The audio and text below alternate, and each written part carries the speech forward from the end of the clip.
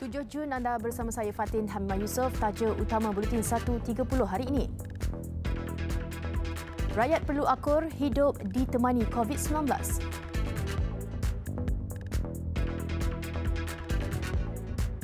Empat 14 ditahan memandu bawah pengaruh alkohol.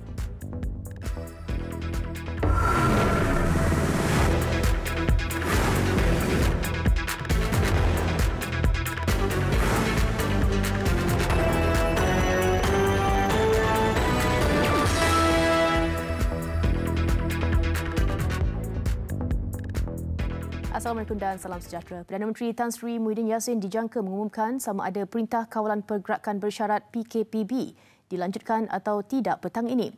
Pengumuman itu disifatkan penting dan tepat pada masanya memandangkan tempoh PKPB akan berakhir Selasa ini.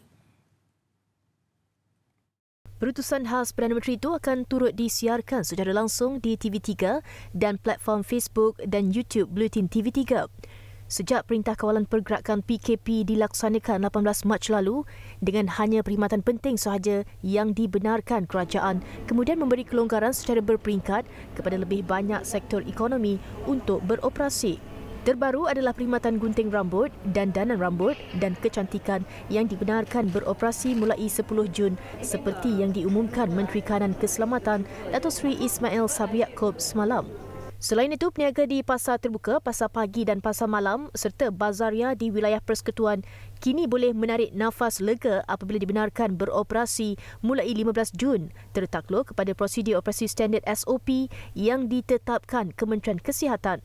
Sama ada PKPB disambung atau tidak, norma baru yang telah diamalkan sekarang seperti penjarakan sosial, pemakaian pelitup muka dan penjagaan kebersihan termasuk kerap mencuci tangan tetap perlu diteruskan bagi mengekang penularan jangkitan COVID-19. Selain itu, elakkan tempat sesak, kawasan sempit dan elak bersembang atau bertutur dengan jarak dekat seperti yang dinasihatkan Ketua Pengarah Kesihatan Datuk Dr. Nur Hisham Abdullah setiap hari. Dalam pada itu, apa jua yang bakal diumumkan Tan Sri Muhyiddin petang ini, kita semua akan terus hidup dengan cara baru ditemani COVID-19. Kementerian Kesihatan menyatakan COVID-19 telah mengubah kehidupan manusia sejagat termasuk rakyat di negara ini. Kita semua telah menjadi sebahagian sejarah apabila pertama kali negara menguatkuasa PKP pada 18 Mac lalu. Tidak pernah terbayang rutin harian berubah sekelip mata. Jalan raya sunyi sepi, pusat beli belah ditutup, pengangkutan awam menghentikan operasi, lapangan terbang ditutup, malah kedai serba nikah yang beroperasi 24 jam, 365 hari setahun beroperasi dengan had masa. Sejak 18 Mac, kita jaga kita biarpun saling tidak kenal. Sejak PKP, kehidupan terkesan. Suka atau tidak, ia pengalaman yang akan dicatat dalam sejarah negara ini. Apapun keputusan diumumkan nanti, kita semua akan terus hidup dengan cara baru ditemani COVID-19. Terangi malam anda. 32 megapiksel swafoto malam unggul. Vivo V19. Vivo. Mengaku hanya mengambil minuman keras dalam kuantiti yang sedikit, namun sebaik diperiksa kandungan alkohol dalam badan melebihi paras yang ditetapkan. Itu alasan diberikan 3 individu ketika pemeriksaan dalam ops mabuk yang dilakukan di Jalan Lingkaran Tengah Seremban, Negeri Sembilan malam tadi. Operasi yang bermula jam 8 malam itu menahan 3 individu yang didapati memandu di bawah pengaruh alkohol berlebihan. Ketika ditahan, pemandu berkenaan memaklumkan hanya mengambil minuman keras dalam kuantiti yang sedikit. Ada di antara mereka yang mabuk ini, untuk makluman, bagi mereka-mereka yang melebihi kandungan alkoholnya iaitu 80 mg kandungan alkohol di dalam 100 ml darah. Jadi mereka yang melebihi 80 mg kandungan alkohol, maka mereka ini kita akan bawa ke balai polis untuk tindakan. Walaupun premis hiburan masih belum beroperasi, ekoran PKPB, ada kalangan individu yang membelinya dari restoran dan kedai makan. 32 saman turut dikeluarkan dalam operasi ini membabitkan kesalahan trafik lain seperti tiada lesen memandu, ubah suai kenderaan dan nombor pendaftaran tidak mematuhi spesifikasi. Di Pulau Pinang pula, 11 pemandu ditahan dalam 2 ops mabuk berasingan kerana memandu di bawah pengaruh alkohol awal pagi tadi. Turut ditahan seorang wanita yang dipercayai pengedar dadah. Ops mabuk yang dilakukan di Jalan Lingkaran Luar Butterworth mengesan 5 lelaki memandu di bawah pengaruh alkohol. Ketika disoal siasat, mereka yang berusia 30 hingga 40 tahun menafikan berada dalam keadaan mabuk. Namun ujian saringan awal di lokasi sekatan jalan raya mendapati kandungan alkohol dalam badan melebihi had yang dibenarkan. Sementara itu, seorang wanita berusia 31 tahun yang menunggang motosikal dalam keadaan mencurigakan ditahan kerana memiliki dadah. Kita dapati beliau dalam keadaan yang curigalah, dan hasil daripada pemeriksaan ke atas tubuh badan dia, kita telah menjumpai kotak rokok, dan di dalam kotak rokok tersebut kita telah menjumpai dadah yang kita percaya jenis syabu lah. So pada awalnya dia tidak mengaku, walaupun hasil daripada kita jumpa tu kita bawa balik dia untuk ke balai untuk kita siasat lanjutlah. Di Georgetown pula, 6 pemandu ditahan atas kesalahan yang sama. Mereka dikesan dalam sukatan jalan raya di Lebuhraya Tun Dr. Lim Chong Yu kira-kira jam 11 malam. Kandungan alkohol dalam darah didapati berada pada tahap 290 mg iaitu melebihi had 80 mg bagi 100 ml yang dibenarkan. Kesemua mereka kemudiannya dibawa ke Ibu Pejabat Polis Daerah untuk ujian kedua. Selain itu, sebanyak 150 saman dikeluarkan kepada pemandu atas pelbagai kesalahan jalan raya. 3 lelaki yang aktif dalam jenayah curi motosikal di sekitar Shah Alam, Selangor diberkas dalam Ops Lejang Khas yang bermula sejak Jumaat lalu. Operasi yang dilakukan Ibu Pejabat Polis Daerah Shah Alam itu sekaligus berjaya menyelesaikan 10 kes kecurian motosikal sebelum ini. 3 lelaki ditahan awal pagi semalam di kawasan Rimba Seksyen 16. Kebanyakan kes jenayah di Shah Alam adalah melibatkan kecurian motosikal. Kita telah dapat menyelesaikan lebih kurang sebanyak 10 kes curi motosikal di kawasan pentadbiran Shah Alam berikutan dengan tertangkapnya beberapa suspek dalam kes tersebut. Polis turut menemukan 2 buah motosikal yang disyaki hilang sebelum ini. Turut dijumpai beberapa rangka motosikal. 156 kes kecurian kenderaan dilaporkan sehingga Mei lalu di Shah Alam. Raikan kemeriahan Hari Raya dengan udara segar daripada Penulen Udara Kowe. Beli sekarang dan jimat sebanyak RM800. Pendaftaran untuk pengundi berusia 18 tahun masih belum dilaksanakan lagi. Pengerusi Suruhanjaya Pilihan Raya SPR, Dato' Azhar Azizan Harun menafikan maklumat yang tular di media sosial yang mengajak rakyat Malaysia berumur 18 tahun ke atas untuk mendaftar sebagai pengundi. Dalam satu kenyataan, beliau memaklumkan pendaftaran pengundi 18 tahun akan dilaksanakan serentak dengan pendaftaran pemilih secara automatik setelah segala persiapan SPR diselesaikan. Ia termasuk penyediaan pindaan kepada peraturan-peraturan pilihan raya, pendaftaran pemilih 2002 dan undang-undang lain yang berkaitan penyediaan prosedur operasi standard SOP serta penyediaan sistem dan infrastruktur. Kesemua persiapan ini dijangka selesai selewat-lewatnya pada Julai tahun hadapan. SPR dari semasa ke semasa akan mengeluarkan kenyataan rasmi untuk sebarang perkembangan terkini dan menyeru orang ramai untuk merujuk terlebih dahulu kepada SPR melalui laman rasmi, Facebook atau talian tertera bagi mengelakkan penularan berita palsu. Setiap kenaikan caj perkhidmatan yang dikenakan ke atas pelanggan perlu dibuat justifikasi bagi mengelak berlaku cubaan mengambil kesempatan dalam kalangan pengusaha. Gesaan itu dibuat Persatuan Pengguna Islam Malaysia PPIM susulan cadangan gabungan pendandan rambut Malaysia untuk menaikkan harga perkhidmatan gunting rambut apabila mula beroperasi 10 Jun ini. Ketua Aktivis PPIM Dato' Nazim Johan berkata, justifikasi kenaikan yang dicadangkan itu perlu dibuat bagi memastikan pengguna tidak terus terbeban khususnya sepanjang penularan COVID-19. Saya rasa asas apa-apa charge yang hendak dikenakan kepada apa-apa mana-mana pengguna adalah apa yang dibelanjakan. Ya, kita kena lihat kalau nak charge katakan flat rate RM10, apa nak dibanding dengan RM10? Adakah ia berkaitan dengan face mask yang RM1.50 ataupun pakai glove dengan harganya Mungkin dalam RM1 begitu juga atau RM2. Saya tak berapa sure. Tapi hakikatnya saya rasa apa-apa yang nak dikenakan charge perlulah diberi justifikasi. Tegas beliau, pihaknya berperanan untuk mengelak amalan ambil kesempatan dalam kalangan pengusaha yang boleh disifatkan sebagai mengaut keuntungan hidup lebih segar. Katanya pematuhan SOP amat penting bagi kedua-dua pihak, pengusaha dan juga pelanggan. Bagaimanapun, ia tidak sewajarnya digunakan sebagai kesempatan untuk menekan pelanggan.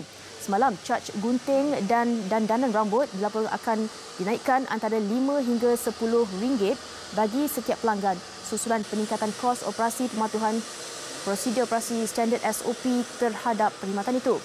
Caj berkenaan didakwa dipersetujui 7 persatuan gunting rambut yang menyertai gabungan berkenaan pada mesyuarat yang diadakan baru-baru ini.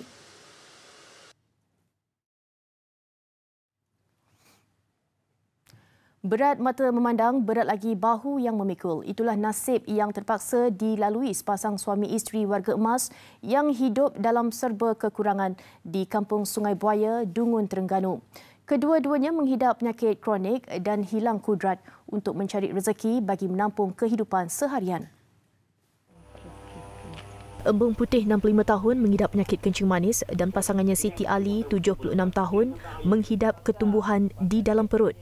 Dia pernah bekerja sebagai pembantu di pasar ikan di Pasar Besar Dungun namun tidak mampu bekerja sejak 3 tahun lalu selepas penglihatannya terjejas teruk akibat penyakitnya. Isterinya pula terlantar sejak 10 tahun lalu dan memerlukan bantuan untuk bergerak dan mengurus diri. Dia bangun congok gitu lah. Dia jalan tak boleh lah. Kalau nak pergi mana-mana? Nak pergi mana asal pergi pitah? Nak pergi hospital ke duduk rumah ke? Nak pergi pitah boleh naik kereta, kena gantung kita lah. Embong yang tidak lagi mampu mengayuh basikal masih mengagahkan diri berjalan kaki hampir 5 km untuk ke pasar terdekat bagi membeli barangan keperluan harian. Mereka menerima bantuan RM300 sebulan dari Jabatan Kebajikan Masyarakat yang habis untuk membiayai rawatan dan sewa rumah. Nasib warga emas ini mendapat perhatian NGO Persatuan Komuniti Ekonomi Anak Terengganu Perkat. Kami akan terus berusaha dan terus berhubung dengan keluarga Makcik Siti dan juga mana-mana golongan yang kami pernah bantu untuk kami mencari inisiatif lah untuk penambahbaikan. NGO terbabit kini membantu memantau pasangan berkenaan. Pihak yang prihatin boleh menyumbang menerusi nombor akaun dan alamat yang tertera. Besar impaknya. Tular selepas hasilnya. Pantas menampilkan prosiding ini secara dalam keuangan maya. Berita di jari. Subscribe YouTube Bulletin TV3. Laporan antarabangsa, ratusan ribu jemaah menunaikan solat Jumaat di Masjid Nabawi, Madinah kemarin iaitu yang pertama sejak perhimpunan beramai-ramai dilarang bagi menyekat penularan COVID-19. Arab News melaporkan kebenaran untuk menunaikan solat itu adalah sebahagian daripada perancangan membuka semula masjid di Arab Saudi secara beransur-ansur sambil memastikan jemaah dan pelawat mematuhi langkah ketat pencegahan jangkitan COVID-19. Bagaimanapun, larangan memasuki kawasan Raudah masih berkuat kuasa. Bilangan jemaah dibenarkan memasuki Masjid Nabawi pula hanya hingga maksimum 40% daripada kapasiti masjid berkenaan. Langkah berjaga-jaga juga dilaksanakan termasuk menetapkan pintu khusus untuk jemaah masuk dan memasang kamera termak. Selain itu, semua permaidani dialih supaya solat ditunaikan di atas lantai mamar, lantai dan perkarangan masjid disanitasi serta kubah dan kanopi dibuka secara berkala untuk pengudaraan dalam masjid, manakala bekas air zam-zam turut dialihkan. Masjid Nabawi akan ditutup selepas solat Isyak dan dibuka semula sejam sebelum waktu sembahyang subuh. Lot parkir beroperasi pada kadar 50% daripada kapasiti dan kemping kesedaran melalui media juga dilancarkan berhubung prosedur keselamatan itu di kawasan suci itu. Di samping itu, pasukan perubatan ditempatkan di pintu masuk utama masjid itu dengan kerjasama Kementerian Kesihatan. Semua jemaah mesti mengekalkan jarak 2 meter antara barisan dan memakai pelitup muka. Manakala khutbah serta solat Jumaat dihadkan kepada maksimum 15 minit.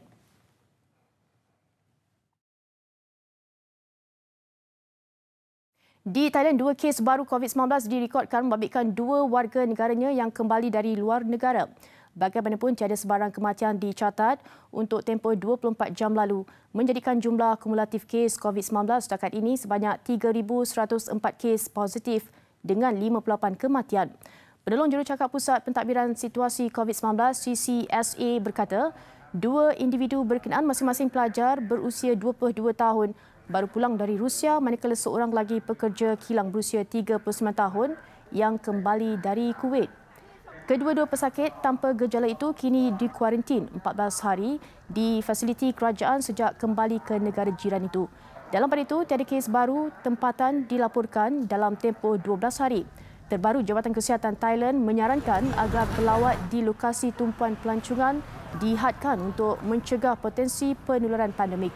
Ia susulan kerajaan negara itu bercadang untuk melonggarkan larangan fasa keempat yang dijangka bermula 15 Jun ini.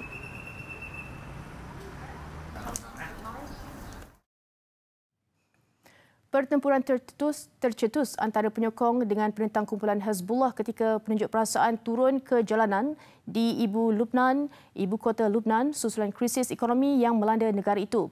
Ratusan penunjuk perasaan membanjiri sekitar Martyrs Square di Beirut.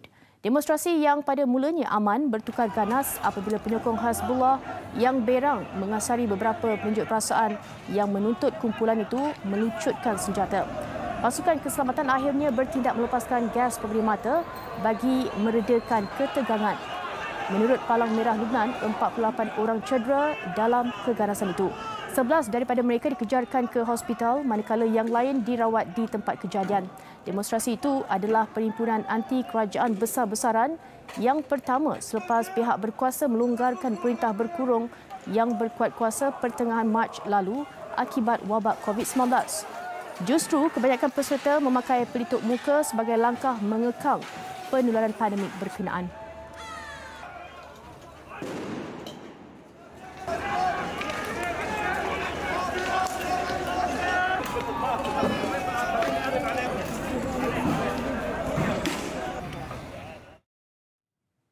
Sekurang-kurangnya 8 rumah musnah akibat gelinciran tanah di sebuah kawasan pesisir pantai di utara Norway. Kejadian itu turut menjejaskan jalan raya di kawasan sekitar. Bagaimanapun, tiada kecederaan atau kemalangan jiwa dilaporkan. Lebih membimbangkan penduduk di daerah itu apabila hakisan terus berlaku namun dalam kadar perlahan dan tanpa disedari. Ia dikuatiri menjadi punca kemalangan ketika kenderaan melalui lokasi terbabit. Justru orang ramai disaran menggunakan laluan alternatif bagi sebarang perjalanan selain beberapa jalan utama yang menuju ke laluan itu akan diubah. Menurut pihak berkuasa tempatan, kejadian tanah runtuh berkenaan meliputi kawasan seluas 650 hingga 800 meter persegi dengan kedalaman curam setinggi 40 meter. Besar impaknya. Selepas hasilnya, pantas menampilkan prosiding ini secara dalam keuangan maya. Berita di jari. Subscribe YouTube Bulletin TV3. Segmen sukan. Tidak dinafikan format baru Persekutuan Hoki Antarabangsa FIH membuka ruang lebih luas buat skuad kebangsaan untuk terus tersenarai sebagai pasukan regular dalam kempen Piala Dunia. Berdasarkan ranking semasa, peluang Malaysia sudah tentu amat cerah dengan jumlah 16 pasukan yang telah ditetapkan FIH. Dan penamat selaku naib juara pada kedua-dua kejohanan Piala Asia 2017 dan Sukan Asia 2018 menambahkan lagi peratusan Malaysia untuk ke edisi seterusnya di Bhubaneswar, India pada 2023. Bagi bekas penyerang kebangsaan Nur Saiful Zaini Nasiruddin, peluang Malaysia untuk ke Piala Dunia semakin cerah menerusi format baru yang diperkenalkan FIH. Lebih-lebih lagi dengan prestasi semasa pasukan-pasukan di Asia, Malaysia dilihat berada di kedudukan lebih baik. Memang ada peluang untuk beat dia. China kita boleh beat, tak ada masalah. Korea is not the strong team macam dulu. Korea pun dah jatuh. Kita kalau tengok tim kita pun lebih kurang, lebih baik sikit lah. And then the last ke Pakistan. Pakistan is dead, okay. Pakistan tak ada macam dulu. Dia tak ada development, tak ada apa. Jadi saya rasa peluang kita nak qualify for World Cup dengan barunya ni lebih cerah, lebih mudah. Tetapi, ni ada tetapi kan. kita juga sekarang tengah develop a new team. Pada kempen Piala Asia 2017, Malaysia muncul naik juara selepas tewas 2-1 kepada India di perlawanan akhir dan Malaysia turut meraih pingat perak selepas tunduk menerusi penentuan penalti pada perlawanan akhir Sukan Asia 2018 menentang Jepun.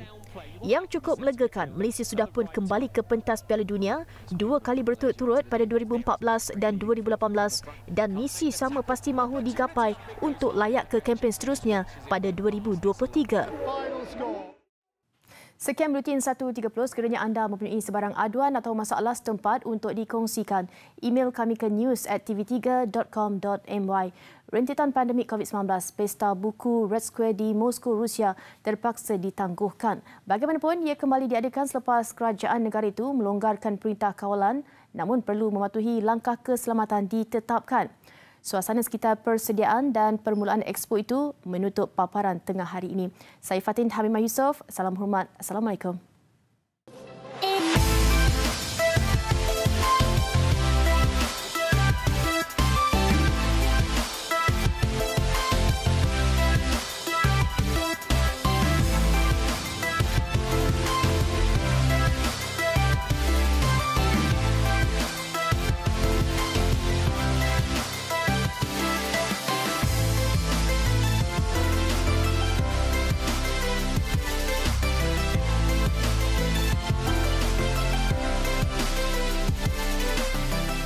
Oleh PDF.